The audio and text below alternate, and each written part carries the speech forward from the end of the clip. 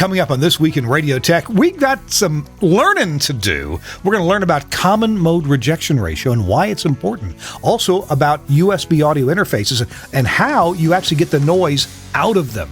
And how to properly mute a microphone when it's phantom power. This is really kind of difficult stuff. Mike Dosch is here, so is Josh Bohn, and we're going to meet Mike Hutchens. All that's coming up next on TWiRT. This Week in Radio Tech is brought to you by Broadcasters General Store, with outstanding service, savings, and support. Online at bgs.cc. By Broadcast Bionics, with the Bionic Studio, including talk show control, social media, and visual radio. Broadcast Bionics brings exceptional audience engagement to radio and TV. By Angry Audio. Audio problems disappear when you get angry at angryaudio.com.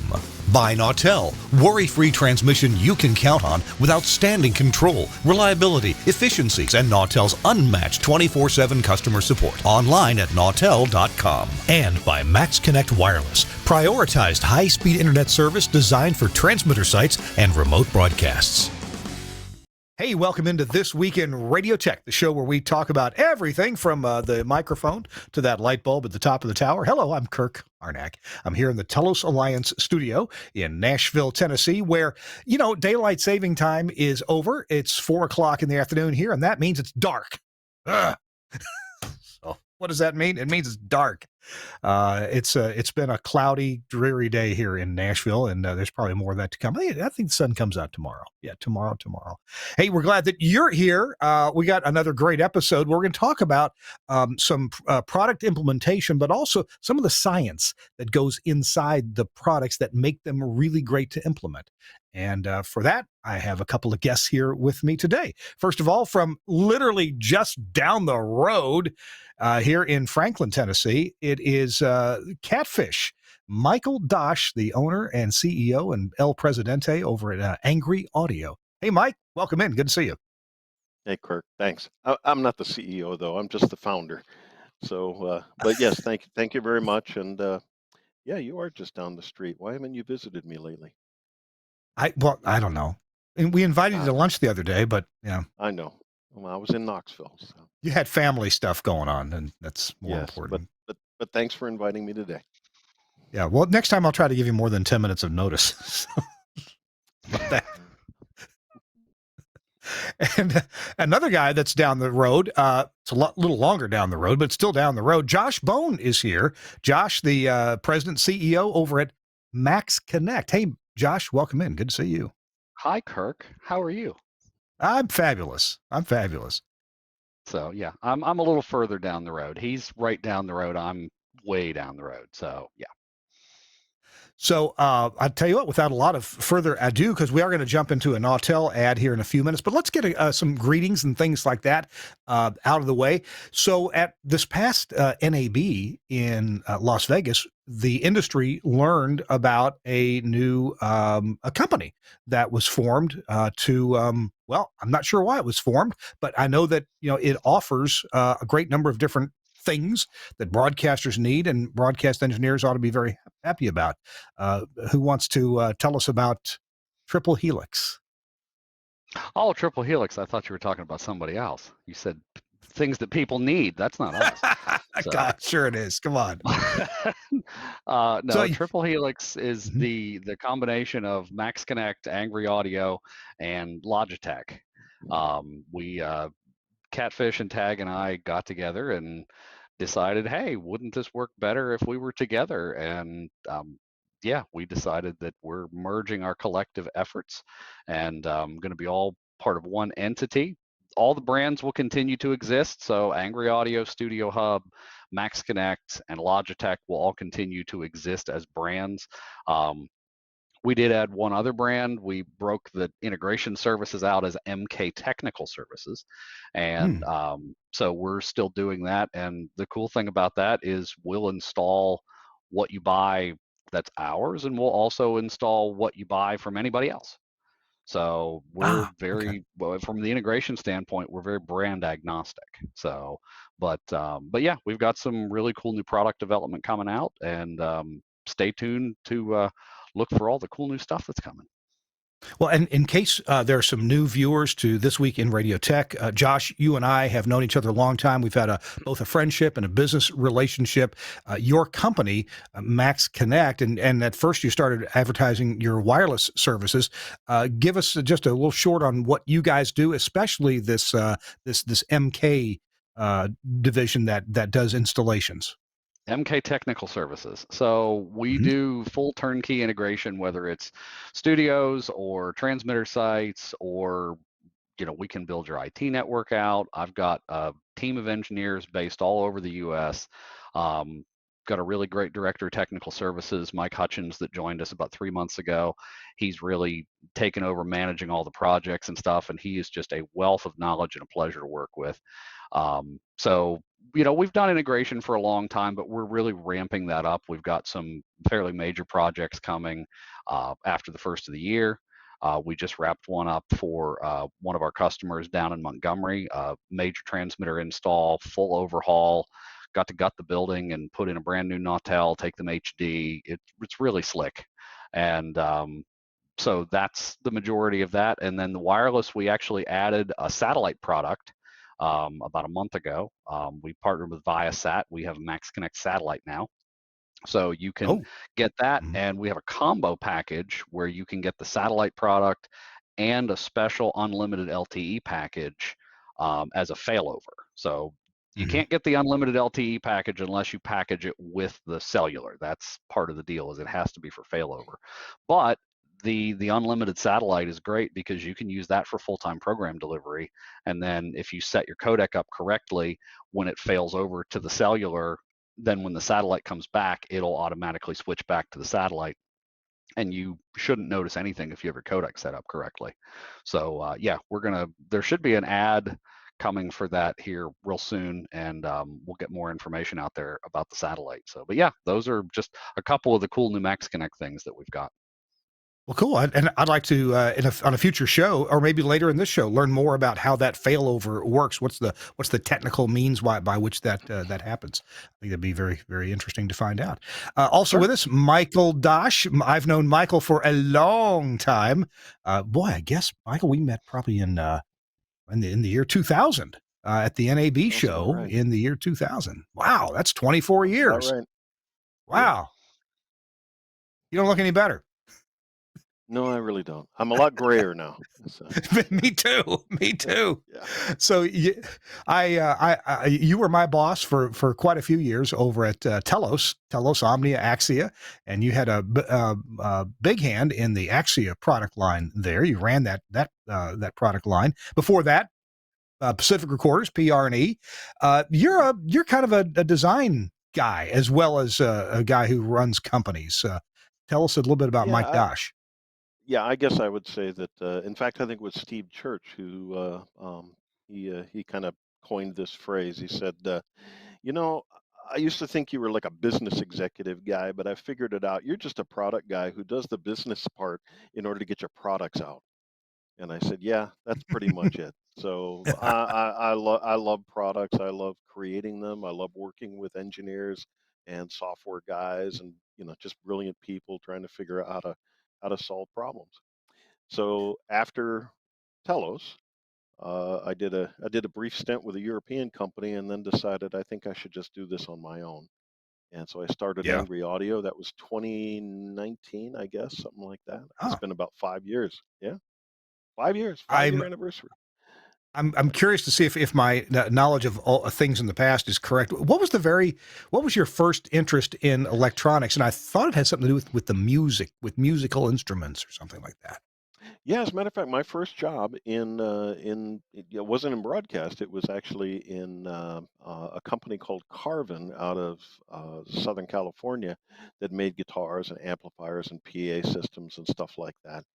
And so that was where I got my start in audio electronics. And then from there, I was doing recording studio work, just like integration, but also doing a lot of customization for people in recording studios. And somehow or another, someone at Pacific had heard about this kid that was hot running recording studios all over San Diego County. And um, long story short, they invited me in for an interview, and they hired me. So I got to. That was my first exposure to broadcast consoles, which is a little bit ironic because I think I've probably designed more broadcast consoles than anybody else in our industry. But my first comment about a broadcast console was, "Huh? So they use these in radio, huh?" So there you go. All right. All right.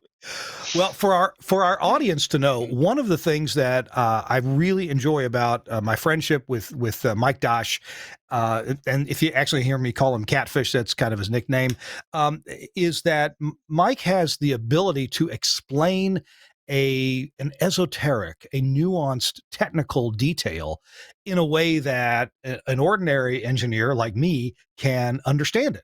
And so Mike, over the years, has explained several technical concepts. By the way, this was something that Steve Church was also very good at explaining something in a way that was pretty nuanced, and he really understood it front to back. And he explained it in such a way that I went, "Oh, that doesn't mean I could redesign it, but it means that I understood the concept of how it worked." And when we come back from our first little announcement here from Nautel, I would love if Mike would explain a concept or two to us. A couple things we're going to learn on the show today. One of them is muting a microphone with a button is a lot more difficult than you might think. And maybe Mike can let us into some insight on that. And the other thing is, one of the most common electronic interfaces that we deal with as audio engineers is a USB interface to get from a computer or to a computer and get that into the typically into the analog audio world. We want to hook up some speakers or a microphone or something like that. And there is a real common problem in that whole industry with so many of the products that are made. They don't work well. And you may think they're working okay until you come across a situation where they don't. And I personally have come across several situations where I plug it in and it's like, that sounds terrible. What's going wrong here? And I check all the wires and the plugs and everything seems to be plugged in right. And it still doesn't work very well. Mike's going to explain what the problem is, and he's going to tell us as much as he legally can about how he solves that. This Week in Radio Tech with Josh Bohn and Mike Dosch. Our show is brought to you in part by Nautel.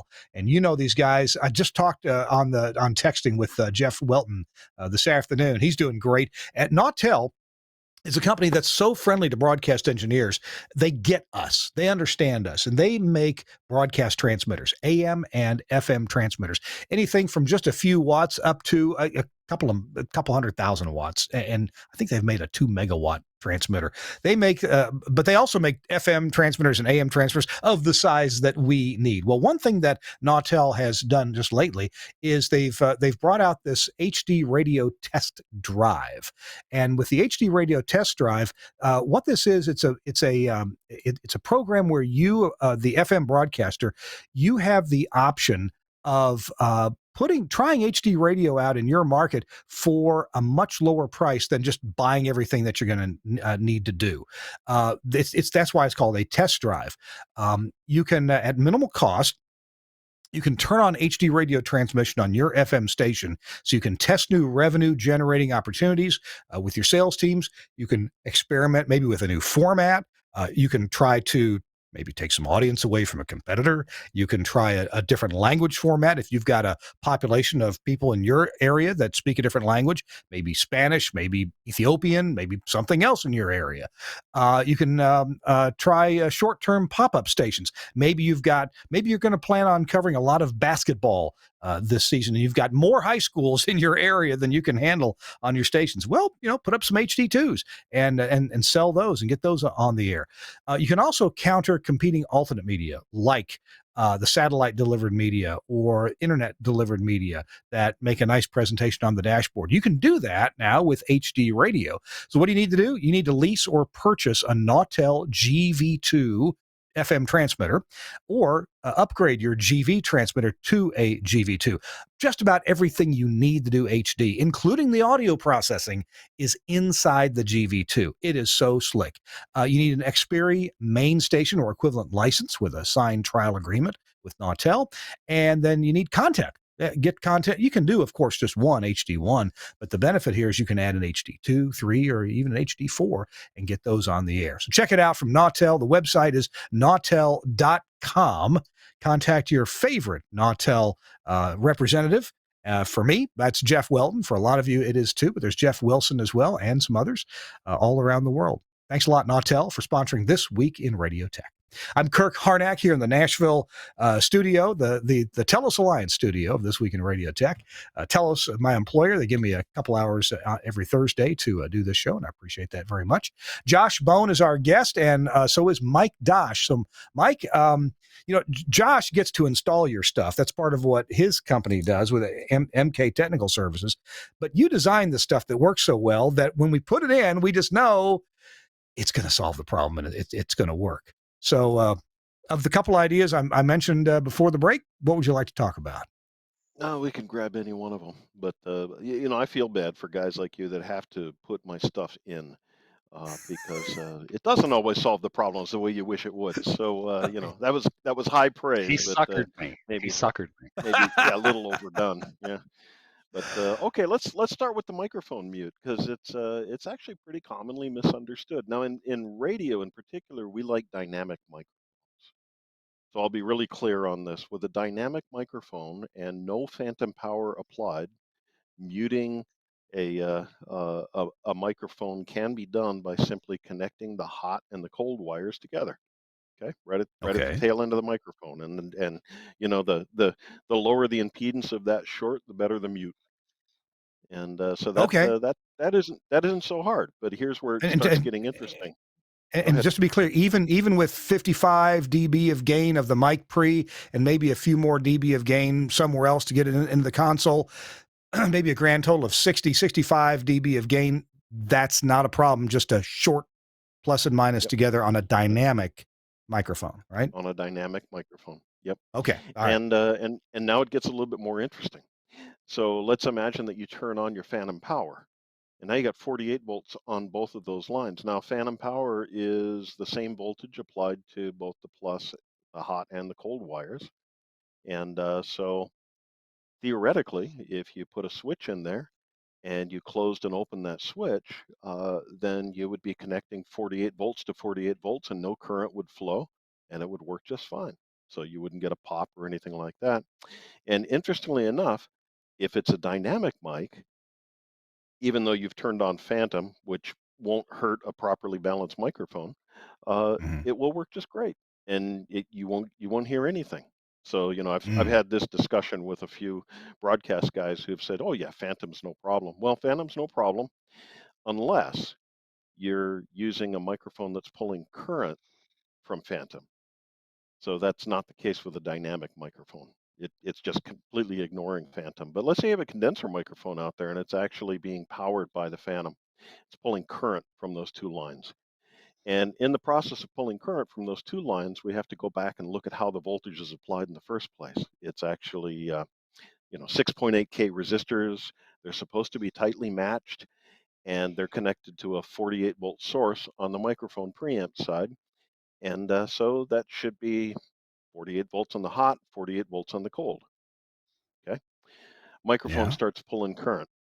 Microphone pulls a milliamp or 2 milliamps or maybe even 4 milliamps.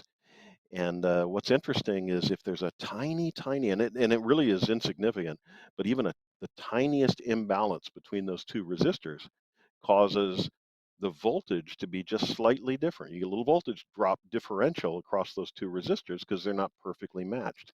And when that happens, when you close that switch, you might get a millivolt of change as a result of closing that switch. Now you might think, well, millivolt, that's nothing. But now you add your 60 dB of preamp gain after that, and your speakers are on your lap when you mute that switch. Yeah. Okay. Yeah. Okay. So, it's always the nuance that gets you. It's like, and there's ways to deal with that, and we do, and other people have done it. But it's problems. You think they're pretty easy. You think, oh, I'm just going to mute this microphone here, and then you find out there's all this nuance and all this complexity that really, my goodness, why? How did it get so hard? I'm just muting a microphone, but you brought it up. That's a great phrase. How did this get so hard? I'm just whatever it may be. And in the world of electronics, I used to not really design things, but I built Heath kits and I built Radio Shack stuff and sometimes whipped together my own little circuitry. And sometimes that was the case. Why is this so hard? Because I didn't get the nuance. Yeah, yeah, those electrons, they're kind of hard to marshal around. So you also mentioned USB, and that one's actually something I've been learning about a little more recently.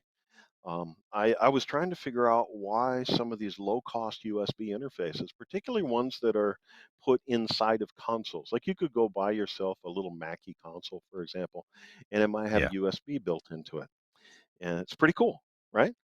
Uh, but I've noticed with some of these that under some conditions you'll hear this really kind of a high-pitched whine or some garbly noise in the background, and it's like, wow, what's going on with that? This is digital. It's supposed to be really clean.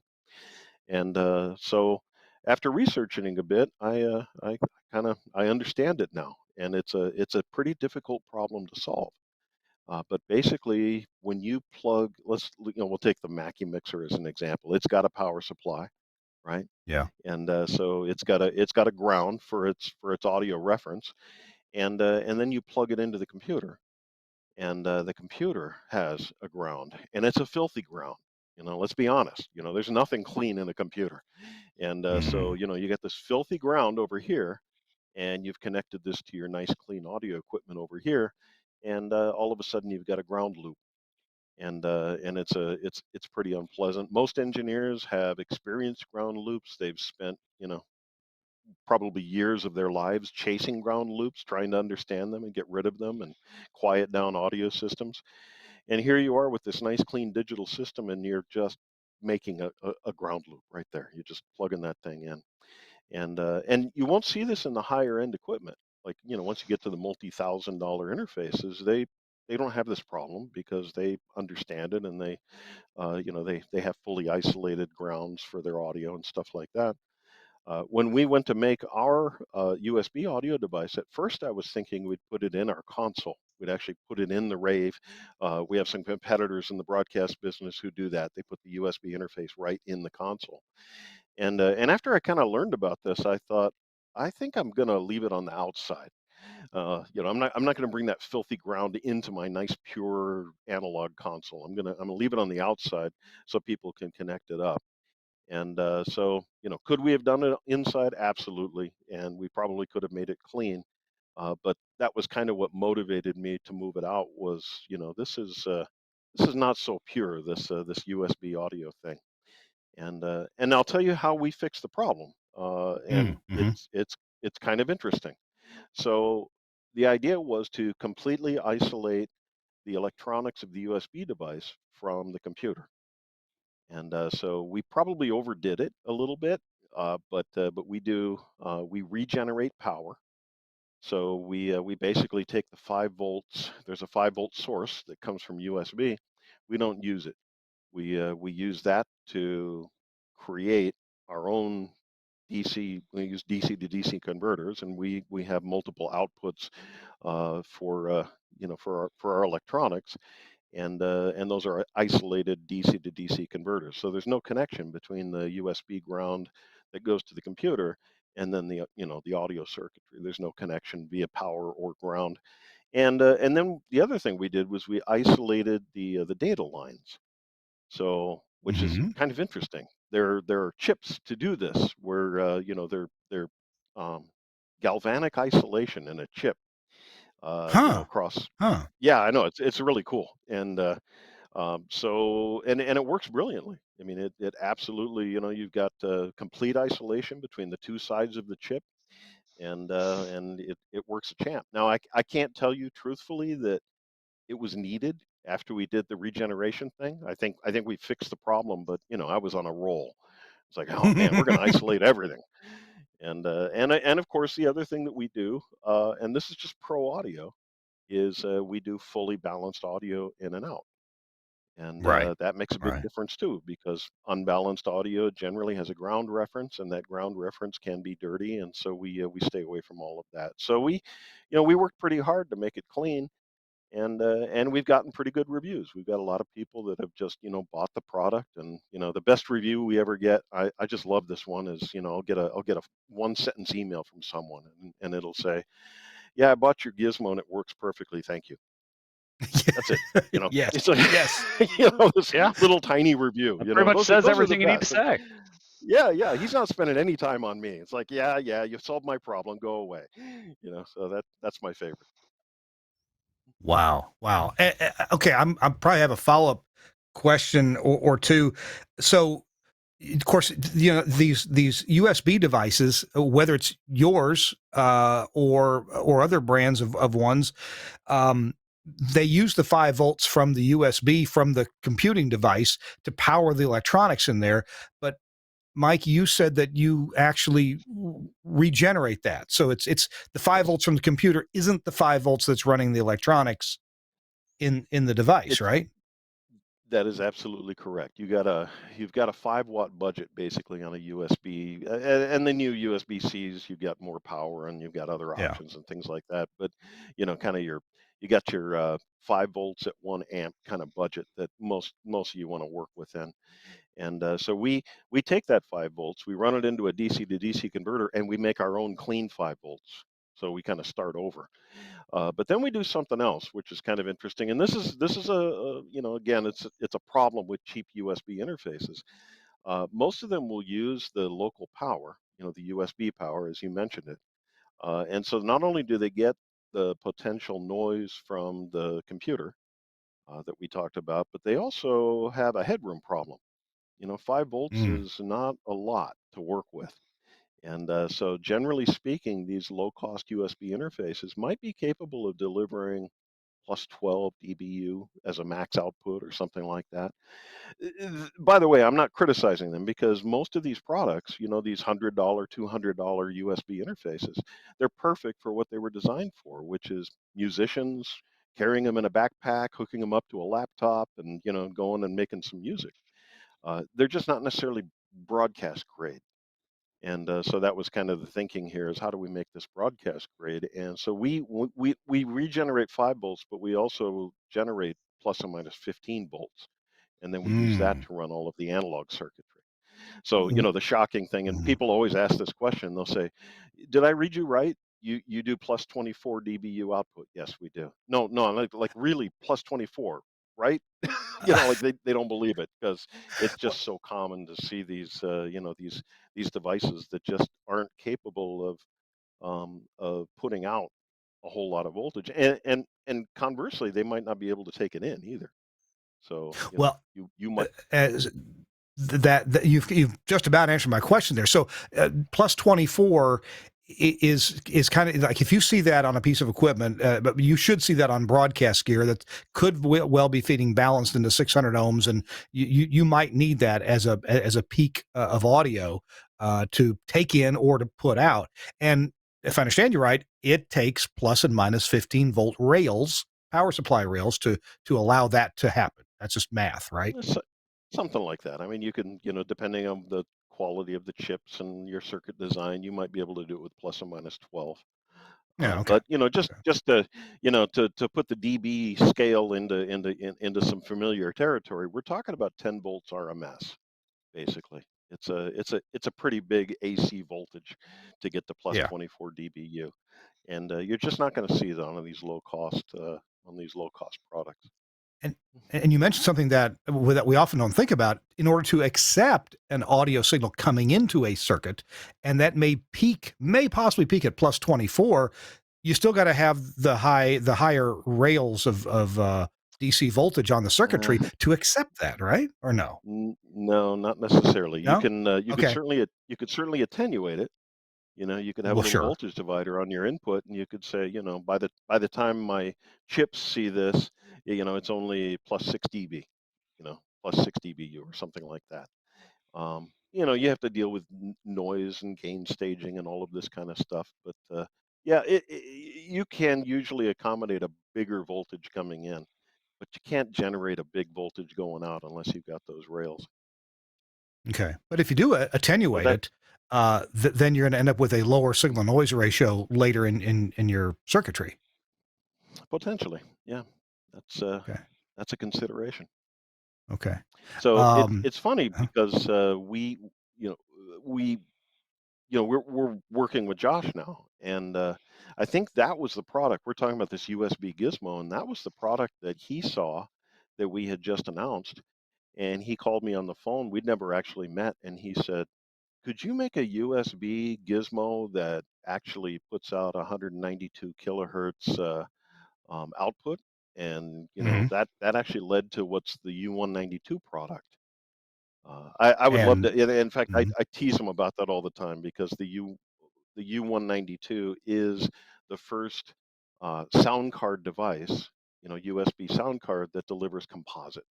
Okay, so it's like the thing that software audio processors need in order to interface to their transmitter. And I told Mhm. Josh, he said, "What do you think of this idea?" And I said, I hate that I didn't come up with it. So He we reminds me we of that all the time. yeah, dang it. Yeah, why didn't I think of that? It's just a brilliant idea. It was needed, and in fact, I think I had one. Oh, here we go. I have one right here. I can Okay. show you. It's It's in it's a pieces. U192 without the lid. So Uh-huh. you get the composite outputs here. Let's see if I can get this up toward the camera. So you got USB in and out. You've got composite out. You've got Mhm. analog in and out. You've got digital in and out. The digital output is AES 192.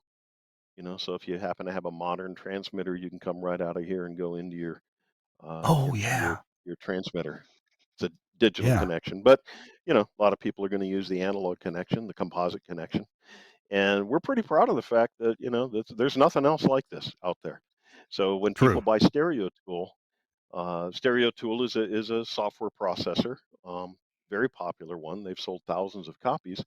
But the usual process for using Stereo Tool involves trying to find a USB sound card or some kind of sound card that will actually deliver composite signal. That's the challenge. And Right. it usually goes something like this. Well, we found a card that has a chipset that will deliver the bandwidth. Unfortunately, it won't deliver the amplitude, but if you cobble it together with some amplifiers outside of it, then you can probably make this work in your signal chain. And then the challenge has always been, why aren't we seeing more stereo tool in professional broadcast plans? And my argument has Yeah. been for the longest time, you know, it's a science experiment to try to make it work. So being able to actually deliver this product and have people just plug it in, use stereo tool, and have it deliver the proper signals to the transmitter, that's been a pretty fun project for us. Well, We're and the other talking to cool Mike thing about Dosch. that, Oh, sorry. go ahead, Josh, real quick. No, I was going to say the other cool thing about that is on the U192, you can have the analog or digital input and the composite output on the same card. Typically, when Yeah. you buy the low Yeah. cost cards, you've got to have two of them. You've got to have something else to feed your audio in, and Yeah. then you've got your 192 card because the input on that is also set to 192, so you get all kinds of upsampling, and Yeah. it Yeah. sounds awful. So Yeah. you plug two, class compliant USB devices into a computer, it'll work for a little while, but then they may randomly flip, and now you've got nothing. And there's Yeah. no way for you to really know without digging into MAC addresses in the registry to figure out which one's assigned where. So this eliminates that. You can get in and out on the same card, which is really cool.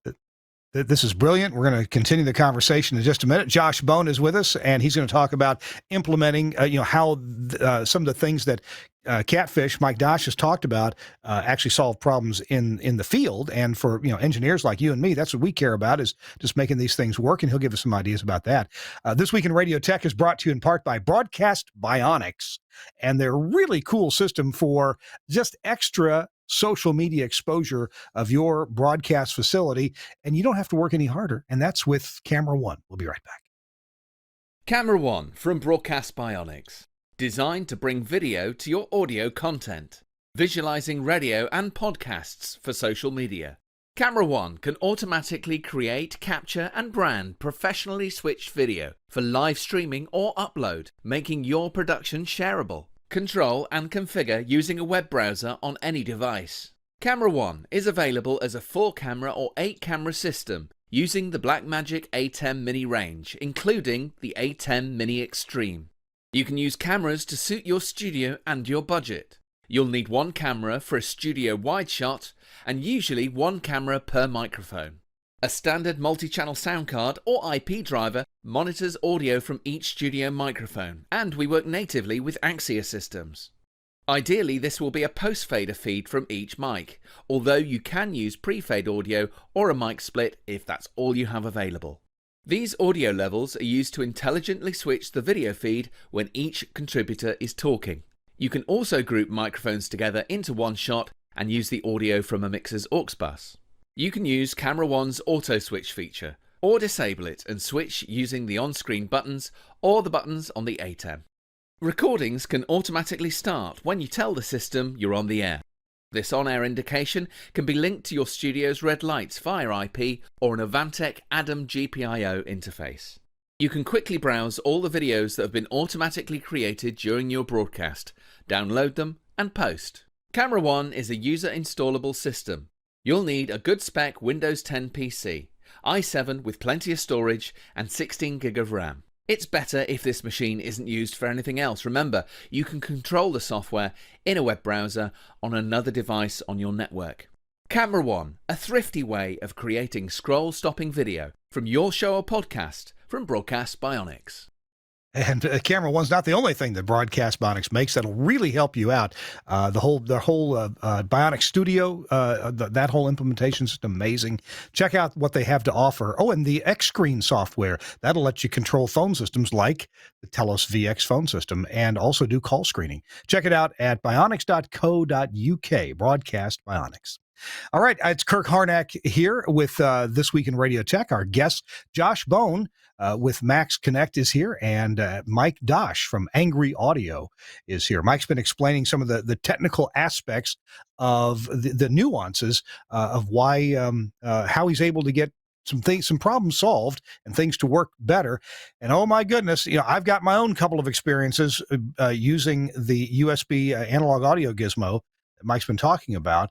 Josh, you and your company, you build studios and fix broken ones. What kind of problems have you been solving with Angry Audio's gear? All of them. We've solved all the problems with them. He's brilliant. I mean, come on. This is, yeah. Oh, look, he's turning red. Look at that. So, no, the USB analog gizmo is, I mean, it's just phenomenal for what it is, what it costs, the high quality on it. You can tell the difference between, because there are, PreSonus makes a USB card that we've used in the past. We used some of the Behringer cards in the past. There was a Henry device that I'm not sure if Hank still makes it or not, but it was pretty good. But I've never gotten as clean an audio out of a USB device as I've been able to get out of the USB gizmo.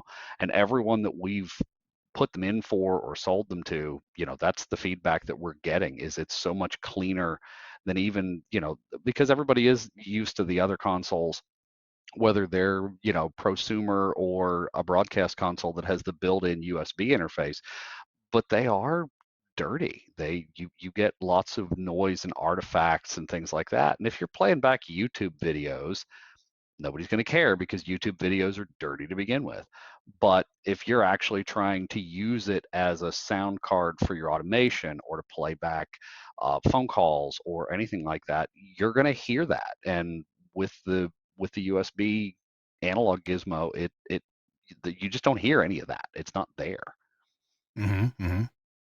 I had an experience recently. One of my stations became an affiliate of a nationally distributed daily multi-hour music show that's close to live. Actually, we delay it an hour for various reasons, but and the company sent us a little industrial PC. And they sent and I won't go into all the details. It was a little bit sad what they sent us. And I hooked it up the way they said, just so I can say, because I knew it wasn't going to be good. And sure enough, it wasn't good. It was not up to the quality that a broadcaster would want. And I thought, well, you know what? I can solve this problem by putting Mike Dosch's USB Audio Gizmo in here. And it was not authorized by the program distributor. I'll tell you that right now. But I plugged it in and took the analog output of it and hosed it into my Axia system at the station involved. And of course, it's perfectly clean, absolutely beautiful, no hum, no buzz. The level is absolutely perfect. So that worked great. Also here at my office, I was kind of resuscitating an old Axia Element console here that one of my stations owned. And I was experimenting with it, wanted to provide some audio going into it. Got my laptop computer out. It was a Mac, so I didn't have a driver for it, an IP driver. So I ran it through another brand of USB audio interface. Couldn't make it right. No matter what I tried grounding to what, nothing worked. Nothing worked. I'm not sure what it is about Macs that I've had this kind of problem with. But anyway, put the USB Audio Gizmo in, and because of the design features that Mike says, it was perfect. Absolutely perfect the instant I plugged it in. So, well, and we're actually developing another product. It's kind of a package product that I can't really talk about, but it, hopefully we'll be able to release it in the next 60-ish days. That's what I'm shooting for. But it actually uses the technology that's in the analog USB Gizmo. And the reason that it works, because I actually tried it with a few of the other ones that I had around the office here, and I'm like, let's see how these sound comparatively. And I mean, everything else had noise, and the USB Gizmo was just as clean as could be. I was blown away at how well it worked and how clean it sounded. So yeah, it's so just so I can ask this, Josh just said, I can't tell you about this product, but I think I'm going to launch it in 60 days. Yes, Josh, that's I think exactly what I said. Yes. I'd actually like to sleep at some point. No, you don't get to sleep. Nope. 60 days. You don't get to 60 days. Look, I didn't say next week, okay? You taught me that much. Don't say next week. I heard you say 600 days. So we're on it. One of the things when we talk about there being noise, and a lot of engineers, like I had not experienced very much noise in USB interfaces before, or at least not to the point where it irritated me or that it mattered. If you crank up the speaker all the way up, yeah, there's something there. Here's the problem though for us broadcasters. We probably have some automatic gain control in our audio chain. Now we may have some limiting, we may have some gating, some downward expansion. We may have some noise elimination in our sophisticated audio processors, but we may not, or we may come across a time when that noise is going to get sucked up. And I've experienced this throughout my career with, there was years ago, there was an audio processor that was not a US made audio processor. It was kind of a science experiment. And if we used a traditional audio processor on this particular station, it sounded fine. It wasn't as loud as we would have liked. And somebody loaned me this new audio processor, this new multi-band audio processor. And when we put that on the air, all of a sudden, the MPEG-2 satellite delivered program that we played in the morning didn't sound very good. Why? Because all these multi-bands were sucking up the uncorrelated MPEG-2 aberrations in the audio. And this is the same thing you get when you have low-level distortions, hum, buzz, whine, noise. These things can get sucked up. And that's why it makes a difference in broadcast. You got to start with super-duper clean audio. Josh, am I on the right track with stating that? Oh, absolutely. I mean, that's one of the biggest things is I remember with the old analog processors, and even to the point with a lot of the modern digital processors, if you've got noise on your audio line and you have a period of silence, you'll hear it just suck that noise floor up. And all of a sudden, especially if you've got the AGC set aggressively, it's just pulling that noise up and you get this god awful in the background. I heard that on a station the other night. I was listening to it. they came out of a song. I don't know what they have for audio processing, but they came out of a song and they were launching into another program, but I didn't know that. And the song faded. And then I just heard this 60 cycle hum for about 10 seconds. And then a guy was talking about some basketball program kickoff that they were doing, and it sounded like he was 8 feet from a microphone in a bathroom. And it was just awful. And their audio chain was nasty. There was a 60 cycle hum under the entire broadcast. I listened to it for about 5 minutes and my ears started to bleed, so I turned it off. But that was a station that I'm not going to say what it was or where it was, but that was a station that really could have benefited from a lot of the angry audio products. Hey, Josh, I understand you've got to go pretty soon, and we're going to talk to Mike Dosch coming out into our next segment here first. But go ahead and tell us who's going to be sitting in your chair when we come back to your chair.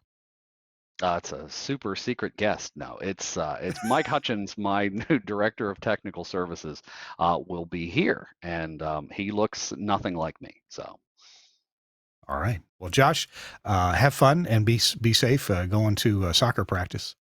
Thanks, Kirk. I hope you make it. I hope you score a goal. Thanks. If I score a goal, that'll be an accomplishment. All right. We've been talking to Josh Bohn with Max Connect and talking about the implementations that he does. And coming up, Mike Hutchens will be coming up in a few minutes. Let's return back to Mike Dosch. Mike, you held up a few minutes ago this. We've been talking about it as an advertised product for quite some time. This Max Connect branded U192, and you had a big hand in. Well, you more or less designed this thing, didn't you, Mike? I did. Yeah. I guess so. I had some help. So, yeah. We have a small little team at Angry Audio, little micro development team, and we worked on it together. One thing I learned, Mike, back years and years ago, I read a paper written by a fella at Broadcast Electronics many years ago about how the FM composite signal is an amazing piece of technology invented like almost about 60 years ago or more, but it's also rather fragile. It's got to be treated absolutely perfectly with no phase delays and no group delays based on frequency, and it's got to be ruler flat frequency response. So and it's got to be, the noise has got to be way down, because your FM transmitter is going to be transmitting everything that comes out of that composite jack all the way up to and including 57, 59, 60 kilohertz or so. Even if you're not doing an old-fashioned subcarrier, that signal's got to be pristine. Tell us about some of the things in there that make that happen. Well, first of all, the digital to analog conversion is DC coupled, which is important, because apparently if you have AC coupling in that signal chain, you get tilt, and so in the Stereo Tool software, there actually is tilt control, so you can actually get in there and kind of calibrate it if you have an AC connected DAC. But we actually are DC coupled from the DAC all the way out to the output amplifier. So that's part of it, is making sure that it's just ruler flat all the way down to 0, and it's ruler flat all the way up to I guess 85, maybe 90 kilohertz, something like that. There's just a tiny couple of dB of droop after 90 kilohertz that's in there just to kind of keep RF out of things. But we need to actually be ruler flat. Certainly to 75 kilohertz, I think is the upper bound where we need to deliver that composite. For the benefit of other engineers who have been thinking about implementing or who've tried to implement a software-based FM audio processor. Now, I kind of live in the world of my employer, Telos-Alliance, and we have a software-based processor called Omnia SST. And so I've always used that product with live wire coming into the computer and micro MPX over IP coming out of the computer and going through the public internet to its destination, where there was a micro MPX decoder to then feed composite to the transmitter. But probably many, if not the majority of engineers, would not be implementing a software audio processor in the same scenario that I am. Most people would still have analog or maybe AES-EBU audio that they need to get into the computer, and then they want this composite out. Maybe they're feeding a 950 megahertz STL with the composite signal, or maybe the transmitter is there on site, or maybe the processor is at the transmitter site. However, all that may be, this is why you need a box that handles this input and output, physical input and output, really judiciously. Isn't that why you came up with this box? For sure. And actually, I'm glad you brought up the alternative, because this is not the only way to support the inputs and outputs needed for a software-based audio processor. So the Omnia Forza, for example, this product has within it micro MPX encoding. And if you have a micro MPX encoder in your software audio processor, you can deliver that signal over IP at at a reduced bit rate to a micro MPX decoder that will turn it back into a composite signal, a physical composite signal that you're able to feed your transmitter with. And so that actually is the other way to implement a software audio processor. What was kind of inspiring us was not that. That actually is a pretty clean solution, and I think a lot of people are going in that direction. But it was all the hobbyists or people who were not implementing it that way. In other words, they had a computer running stereo tool, and then they were going and buying sound cards and jacking them in there and wondering why they couldn't get composite, for example. And so really this is, I think this is another product in the, in the range.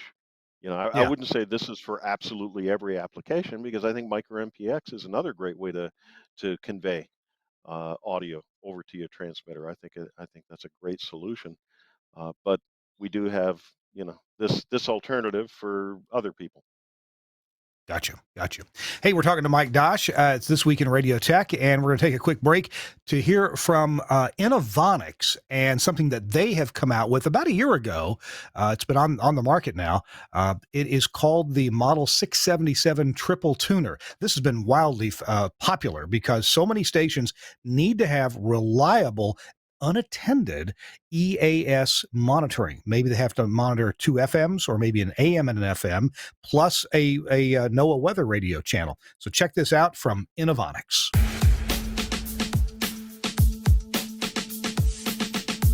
The 677 Triple Tuner is a monitor receiver in a compact half-rack package. It has 3 built-in SDR-based frequency agile tuners, each one programmable for AM, FM, or weather band reception. Each receiver has a balanced monaural XLR output to provide audio to an EAS monitor or off-air monitor throughout the broadcast facility. It has self-logging alarms that constantly check for audio loss, low signal, RDS-PI mismatch, and EAS alert tones. Online alarm notifications alert personnel with email or SMS messages. The dynamic web interface provides control and monitoring remotely via any web-enabled device. In addition, the 677 has remote listening available via a web stream. It allows up to 10 simultaneous stream listeners, and SNMP is fully supported. Of course, the most important feature for any radio receiver is its reception quality. The 677 handles this like a pro by incorporating a modern SDR-based design for excellent signal-to-noise ratios and rejection even in the most challenging conditions. The 677 is simple to set up with front panel OLED menu and jog wheel, giving you access to 3 selectable tuners. In addition, a built-in web server provides expanded remote setup, operation control, and remote audio monitoring via internet stream. On the front of the 677, there's an LED bar meter to indicate audio output levels, a headphone jack, and LED alarm indicators for each receiver. There's a large OLED display and jog wheel with intuitive menus for easy setup of the 3 receivers and editing over all programming parameters. That is really awesome from Innovonics. They come out with something really cool, 2 or 3 things a year, and the triple tuner, the Model 677 is one of them. And of course, you get it from the people with the sharpest pencils on the block, and that's Broadcasters General Store. Their website, bgs.cc. bgs.cc. You'll find pricing there. You'll find a description of all the products, a huge selection, or you can call them at 352-622-7700. They are open good hours. They're on the East Coast, and they'd love to answer the phone and talk to you about the stuff that you need. I have personally ordered many, many, many, many thousands of dollars worth of broadcast gear from BGS, Broadcaster General Store. Thanks, BGS and Innovonics, for sponsoring This Week in Radio Tech. Hey, we're doing the show here, and Josh Bohn had to run and kick a soccer ball or take his kid to soccer. And with us here, Mike Hutchens, who is a kind of a new guy with the company, with Max Connect. He's the Director of Technical Services. Mike, are you there? I am. Yeah. Thanks for having me. Hey, good to meet you, Mike. Where do you hail from? Right now, I live in Evansville, Indiana. So southern Indiana. Okay. I'll be yeah. Once I leave this chair, I'll wind up driving past both you and Catfish on my way home tonight. Well, good. Well, wave as you go by. Hey, I want to hear more about what you do with the company as Director of Technical Services. That sounds like it could be a lot of things. I kind of like to understand what it is. Catfish is going to explain one more thing in his triumvirate of lessons here today, and that is something called Common Mode Rejection. I understood this to do with transformers and maybe really well balanced electronic circuits, but Mike says it's actually really, really important. So, Mike, talk to us about Common Mode Rejection. I want to know about the rejection that you experienced in high school, Kirk. No, actually, I don't want to know about that. like most geeky boys, I sure got a lot of rejection in high school. Well, yeah. So, common mode rejection is actually it's a pretty simple concept, and but there's a couple of gotchas. There's a couple of there's a little bit of nuance involved that's kind of important. Most of us understand the benefits of balanced audio versus unbalanced audio. What most of us don't understand is what is balanced audio. Like if I were to ask you guys, I'm curious what you would say. If I were to say, "Hey, what is balanced audio? Can you explain it to me?" I'd be curious what you would say. Well, that means that in the Beatles song, the music and the Beatles are at the same volume, and the left and the right speaker. That's your balanced audio right there. Yeah. Okay. All right. I like Kirk's answer. Yeah. Okay. All right. So many people will say, well, balanced audio is the signal and then a polarity inverted version of the same signal conveyed across twisted pair. And they would be mistaken. That's actually a common misconception. What that is I know. It's a surprise. I understand. And that's a lot of people don't understand this. And it's kind of important to understand. That is called differential signaling. And so the idea is that I can have, a signal X, and then I can have a signal minus X, and then at differential amplifier or at a transformer, then I'm going to take X minus X or X plus X and get 2X out. Okay, so that's the idea of differential signaling. It enables me to send twice as much voltage across the line without necessarily having any more voltage to begin with. It's very useful, and we use it a lot, but it's not balanced audio. However, it does convey over balanced audio. You couldn't do such a thing if you didn't have a balanced audio. So what balanced audio is actually very simple. It's impedance balanced. So what it essentially means is that if I've got a hot line and a cold line, they both have equal impedance at the source. So, if there's 100 ohms on the hot line, there needs to be 100 ohms on the cold line, and that is balanced audio. And so the differential signaling part is actually not necessary in a balanced audio circuit. And so we go back to that X minus X thing again. So let's imagine that we just have X, and then we've taken the cold line, and we've tied it to ground at the source.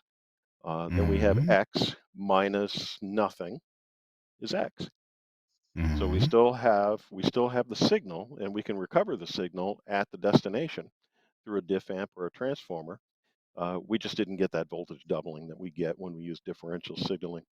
So why is this important? Because balanced audio, this idea of having common mode rejection requires absolute balanced impedances.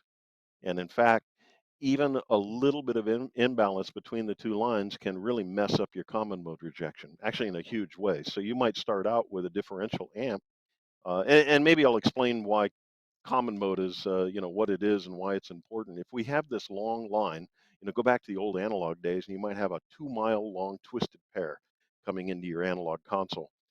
And that thing is wrapped around transformers. It's got all kinds of noise being injected into it. And what's interesting about it is that noise is showing up exactly the same on both those lines, the positive Mm-hmm. line and the negative line, the hot line and the cold line. They're seeing the same noise imposed the same way. So let's go back to our signal. So X plus N being noise, is on the hot line, and minus X or 0 plus N is on the cold line. So Mm-hmm. when I hit my differential amplifier, it's X plus N over 0 plus N, for example. The N's cancel and you end up with the signal. So the Right. N, or the applied noise, that's your common mode.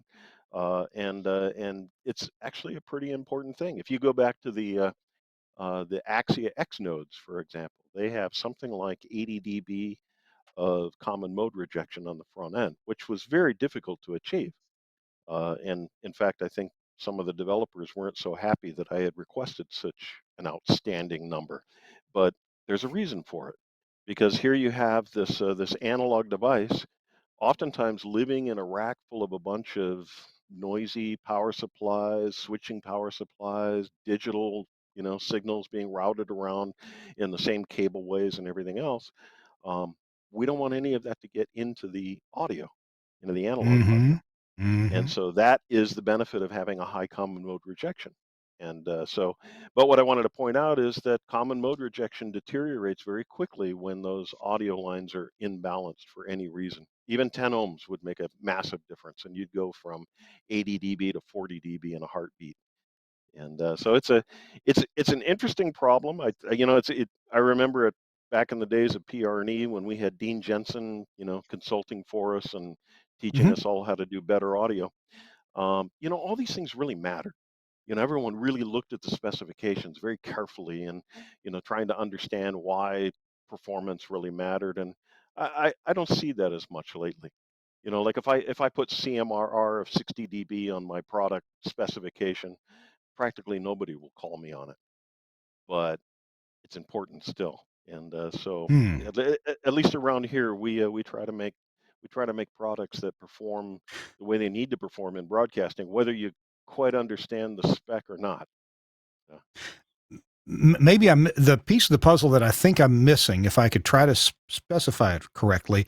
When you say that the impedance of each side, are we speaking of the impedance of that side with respect only to itself, or measured against something else? So, and my only knowledge of this is some circuits may have a build-out resistor where you've got an mhm, amplifier that's mhm. balanced out, and then you may have 600 ohm build-out resistors on them. I'm not quite sure why they're there except to protect the amplifier, but maybe you can help me understand the impedance of each side.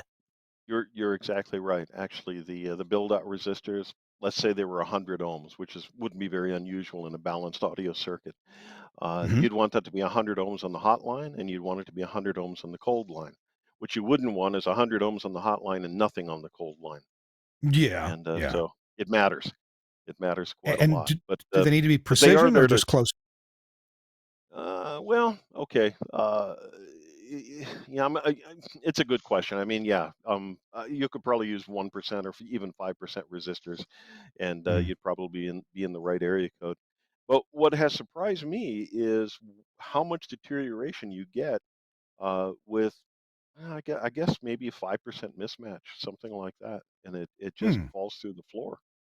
And Mm-hmm. one of our novel products is we have an unbalanced to balanced converter. It's an impedance matching device. So you take an unbalanced audio equipment and you're able to, produce balanced audio with it.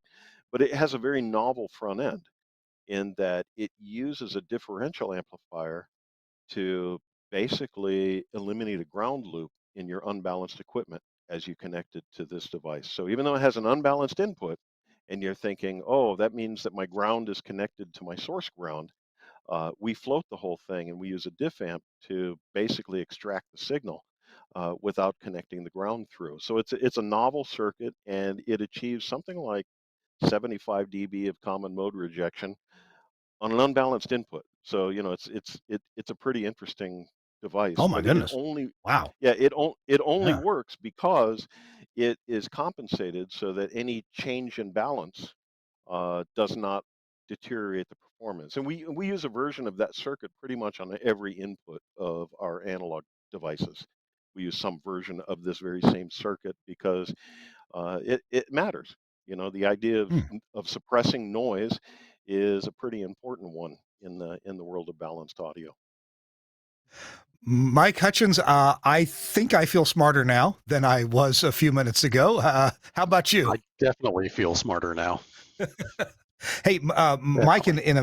in a minute or two remaining, I'm sorry we didn't get much airtime for you. Talk to me about what Mike Hutchens is doing now as the new director of technical services at Max Connect. Yeah, absolutely. So one of the things that I'm tasked with is interfacing between clients and the world of broadcast gear that's out there. So if you're a station that you're looking to rebuild a studio, you're looking to add a new studio, you're looking to change a transmitter, and maybe you don't have technical people on staff, that's where we Mhm. come in. And I can help connect you with engineers that we have uh, stationed around the country, uh, Mhm. to come in and help you accomplish what it is that you want for your studio or your transmitter facility. Gotcha, gotcha. And Josh has in the past done a good job of like posting on Facebook about different projects that you guys have done. And some of them pretty impressive, like all new remote control facilities for a television transmitter site, and it was pretty impressive what he does. See, you guys are there to do anything from a big, complicated job down to just doing something simple that there's nobody else available to get done, right? Absolutely. No job too small, and I don't know. I don't think any job too big. We'd love to talk to you and see if there's a way that those of us here at MK Technical Services can help you achieve what it is you need. So it sounds like you understand. I mean, you've been in broadcast for quite a while. You've been you match the job that needs to be done with some engineers. There's expertise that to go out and get that job done. Correct. Yep. Yep. We've got some folks on staff that are really good with automation. We've got others that are really skilled in RF, both install, troubleshooting, that sort of thing. So yeah, that is part of our process is to make sure that we're getting to you the most qualified person that we have. Gotcha. What are like? Do you guys do NRSC measurements? Something that a lot of AM stations kind of forget about from time to time. You do that Uh, kind of work. we haven't really been running around doing a lot of NRSC measurements. That's something that could be interesting. We could talk about that. We're more geared towards helping with studio design, build out, and Mm-hmm. transmitter retrofits, uh, transmitter site installations, that sort of thing. Gotcha. Are you guys contracting tower work? Is that part of your repertoire? Yes. Yep. Yep. Okay. We Okay. can help you find labor there to get antennas changed and everything else. And I take it that there's several audio over IP standards popular now. There's LiveWire, there's WheatNet, there's Dante. I take it that you guys have expertise in all these and making them talk to each other for new installations, especially.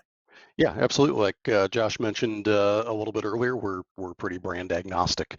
We have people on staff that are well versed in WheatNet, such as myself and others that have helped create Axia and make it what it is. So, Mhm. again, we're pretty comfortable in that world, even if you're not. Good. All right. Well, the way to connect with Max Connect is on their website, Max Connect. I know it's spelled funny, MAXXKNO.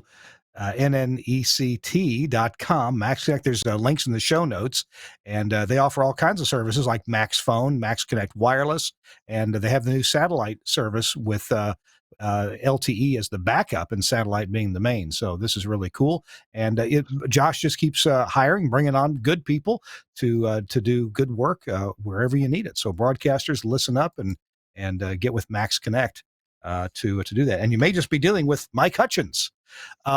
Mike Dosch, we just got a minute left. I wonder if you might pick something to tell us about that you're excited about that Angry Audio is doing. This is your commercial, Mike. No, really. So it's the Angry Audio spot, huh? Hey, That's the Angry Audio. Yeah, it's the Angry Audio spot. So we have a new console. It's an analog console, little cute little thing called Rave, and it's got 8 faders, and it's been really popular. I think we sold 100 of them before we shipped the first one, so it's been really popular. And so I think we've actually shipped almost all of those first 100 orders now. I mean, it's been great. But Mike Ewell, our sales director, said that I'm not allowed to take a vacation until we've shipped the first 100. So we're closing in on that now. So we're like maybe 15 more, and we get to that number 100, and I actually get to take a breath. And but this has been great. It's been a lot of fun, and my favorite review. It's always fun to get these reviews from customers. My favorite reviews always are the short ones. And so a guy calls me on the support line, and he says, "Hey, I got a question." And so he asked his question. It had to do with the dip switch setting, and it was really straightforward. And I apologize because we didn't have the manual finished yet at the time. Oh. And he said, "Oh no, it's fine. I got it completely installed. I just had that one question about the dip switch." And it was like, oh my gosh, that's cool. He didn't even need the manual. He just put it all together, and everything worked for him. And I love that. That's just that's the way I want products to be. Is simple enough that you don't have to RTFM. I remember early or in the development phase, Mike, I visited you at your shop and you showed me how the top and the bottom just clamshell together so brilliantly with electronics on the top, electronics on the bottom. You could take a lot of pride in how this thing is designed, both electronically, as we've been talking about, but also mechanically. Yeah, except I didn't know that was going to work until we built the first one. I was scared. I was like, I have no idea if this is really going to work or not. But it's been brilliant. It actually has really worked well. So, Well, so good, yeah, good. now you can call me smart. But for a while there, it's like, hey, shush, you're going to jinx it. I don't know if it's going to work or not. So. I wish we weren't out of time. We could talk a lot more. Mike Hutchens, thank you for joining us and keeping the seat warm there where Josh was. It's good to meet you. And of course, you're welcome to stop by and say hi anytime here in Nashville, Tennessee. And I know Catfish is just down the road in Franklin. So safe travels. Appreciate you guys having me. Thank you. Well, thank you. Mike Dosch, good to see you. Thank you for spending some time and educating us. I really appreciate it. Thank you. All right. Thanks, Kirk. Take care. All right. Mike Dosch and Mike Hutchens and Josh Bohn have been our guests on This Week in Radio Tech. Big thanks to Suncast for producing today's show. Really appreciate you, Suncast. And we'll see you next week. Next week, we should be, for sure, at the WSM studios at the Roy Acuff House in front of the Grand Ole Opry House here in Nashville, Tennessee. Brand new studios, beautiful, absolutely gorgeous, television-worthy studios here in Nashville, Tennessee. So we'll see Jason Cooper there. And we'll see you next week on This Week in Radio Tech. Bye-bye.